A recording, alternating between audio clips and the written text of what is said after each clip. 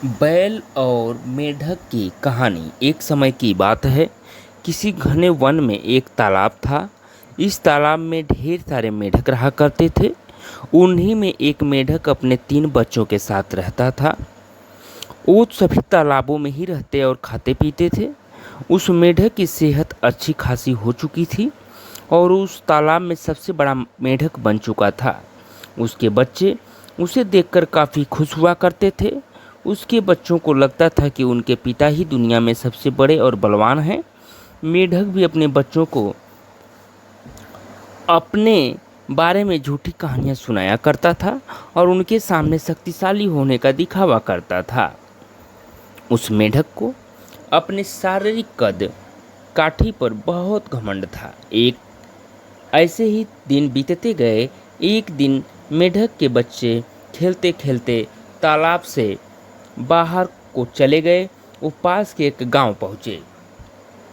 वहाँ उन्होंने एक बैल को देखा और उसे देखते ही उनकी आंखें खुली की खुली रह गई। उन्होंने कभी इतना बड़ा जीव नहीं देखा था।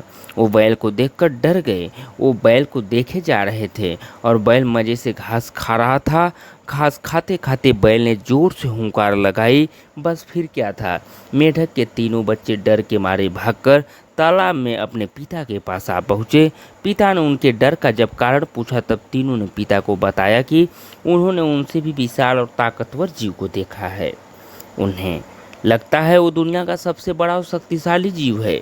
यह सुनते ही मेढक के अहंकार को ठेस पहुंची।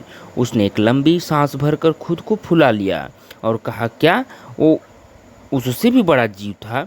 उसके बच्चों ने कहा, हाँ, वो तो आपसे भी बड़ा जीव था। मेढक को गुस्सा आ गया। उसने और ज़्यादा सांस भरकर खुद को फुलाया और पूछा, क्या अब भी वो जीव बड़ा था? बच्चों ने कहा, ये तो कुछ भी नहीं, वो आपसे कई गुना बड़ा था। मेढक से यह सुना नहीं गया। वह सांस फुला फुला कर खुद को गुब्बारे की तरफ फुलाता चला गया। फिर एक वक्त आया जब उसका शरीर पूरी तरह फूल गया और फट गया और वो मेढक अहंकार के चक्कर में अपनी जान से हाथ धो बैठा।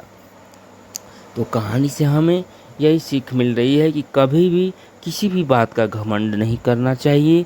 घमंड करने से खुद का ही नुकसान होता है। दोस्तों, कहानी पसंद आई हो तो कृपया चैनल को सब्सक्राइब करें, लाइक करें। आपका बहुत बहुत आभार, बहुत बहुत धन्यवाद दोस्तों। थैंक यू सो मच दोस्तों।